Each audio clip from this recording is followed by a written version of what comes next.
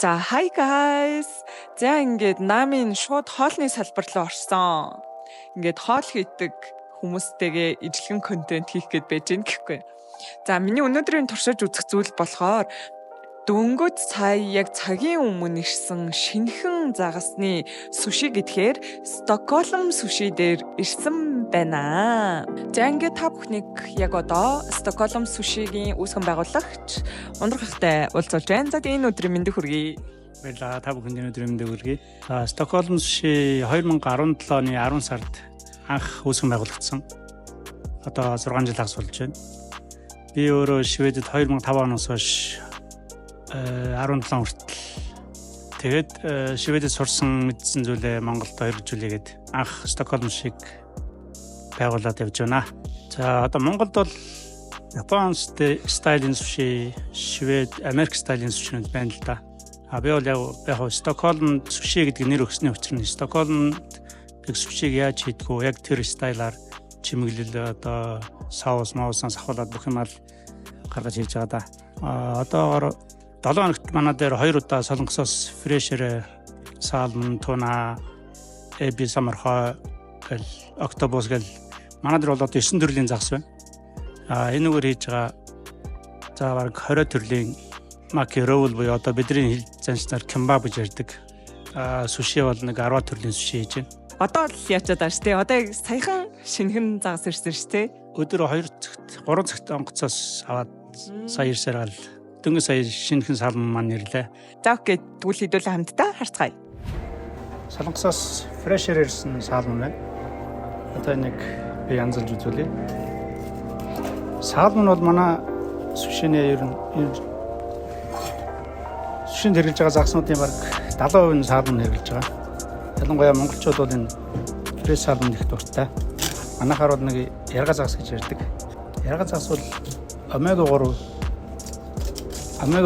ихтэй хүний биед сайн өөр их тослог загас байна. Манай дээр хэрэглэж байгаа гарч байгаа сушины хэллэгүүд нь бол дан швед хэллэгтэй. Лакс авокадо, стур суши, мелан суши гэдэг. Тэгээ манайхаар үргэлжлүүлж байгаа хүмүүс маань ч гэсэн энэ швед хэллэгийг бас цээжлээд автсан. Манай нэрийн хоол бол лакс авокадо гэдэг салмонтой, авокадотой суши байгаа. Анх нэгтрээс хойш манай лакс авокадо гэдэг суши гэж зорин ирдэг үйлчлүүлэгч маш ихтэй.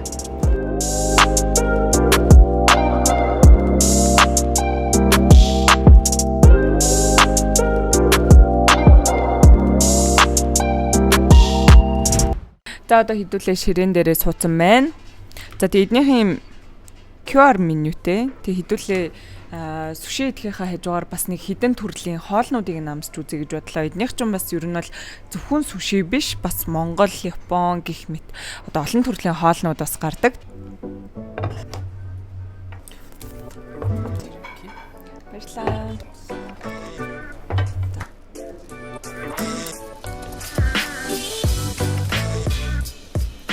Хамгийн эхлээд яг нөө түрүүн би бас нөө харсан учраас шинэхэн гарсан салмон сушигээ амтлая гэж бодлоо.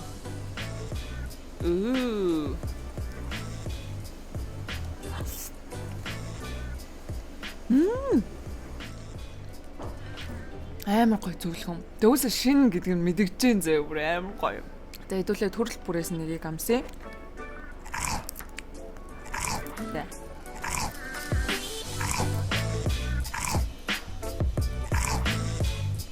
Надад сушины хамгийн бас чухал юм нөгөө нэг будаа гэж боддог байхгүй юу. Тэгээ эдний будаа айгуу гоё юм байна. Тэгмүүд ингээд цаанаасаа нөгөө бүх юм ингээд цогцолцсон учраас амар амттай нь ёо надад таалагдлаа. За дараач бол руу орцгоё. За юу ч гэсэн хөрхөөс өмнө гэлс раменга амсъя гэж бодлоо. Энэ бол тонкацу рамен. Тонкацу гэдэг нь болохоор энэ гахамах шаржигнуур гахамахтай рамен гэх юм уу? Наруто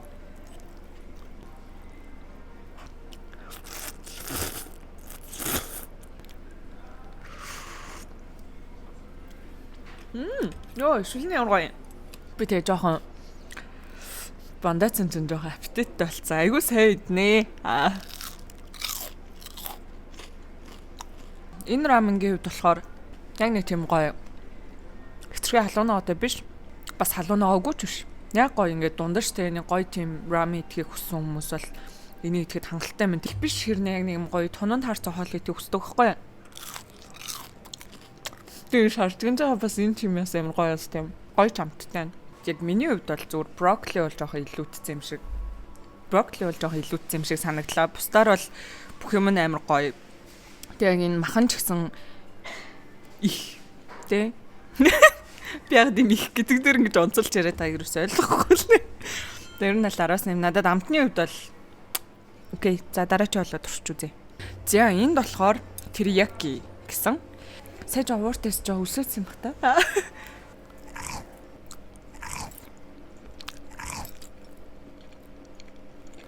Үсчинэ. Дахин гоё. Nice. Надад таалагдлаа. Ер нь бол би нөгөө нэг дан суши байт юм болоо гэж бодсон ч одоо ингэ төрөл бүрийн хоолтой шүү дээ, тэ. Тэнгүүд хоолнууд нь ч гэсэн амар гоё амттай байгаад бол баярлж байна. Зарим газар ч яг нөгөө нэг юмаа дагнаад барьцахаар нөгөө юмнууд ер нь бол хорхигдуулчихдээ шүү дээ, тэ. За дараач бол юмсий.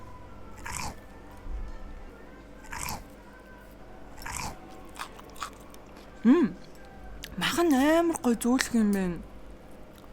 Нара харагдаж байна уу танд?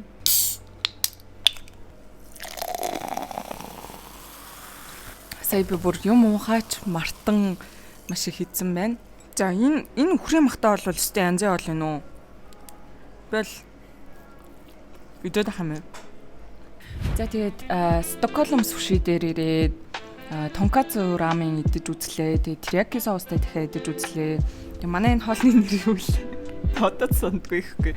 Тэгээд мэдээж сушинээс амсч үзлээ. Эцсийн дүгнэлтийг хэлэхэд бол таад найз нөхдөөрөө орж ирж суухад ч гэсэн орчин нь айгүй гоё заяа. Тэгээд таад оройдоо орж ирээд гоё дарас вино тэ гоё шимэнгэ хоол идээ, суши идээд найз нөхдөр гэр бүлэрээ суухад бол айгүй гоё орчинтой газар байна. Тэгээд юм хоёр тасалгаатай нэрээ. Энэ талд нэг өөр нэг юм хоёр өөр төрлийн vibe-ыг мэдрүүлсэн. Тэгээд бас VIP өрөөнүүдтэй мэлээ. Дээрч туршиж үзээрэй гэж хэлмээр байна. Үн ч гэсэн ер нь аль бас айгүй дэжгүй боломжийн санагдлаа. Дамт бол бас үнэхээр гоё лээ. Надад суши бол бүр үнэхээр таалагдлаа. Та хэд ер нь бол заавал орж ирж идэх ёстой сушинуудын нэг юм байна шүү. Тэгээд орж ирж туршиж идэрэй гэж хүсмээр байна. Тэгээ мөн дээрээс нь одоо ингээд шинэ YouTube-рээ дэмжиж намайг хүлээж авсан Стокгольм суши дээ. Маш их баярлалаа. Тийм ээ. За тэгээд өнөөдрийн дугаарыг түрээд өндөрлж гин. Тэгээд дараа бас ямар юм теслүүлж үзмээр байгаа доод комент хэсэгт манайхан үлдээгээрэй.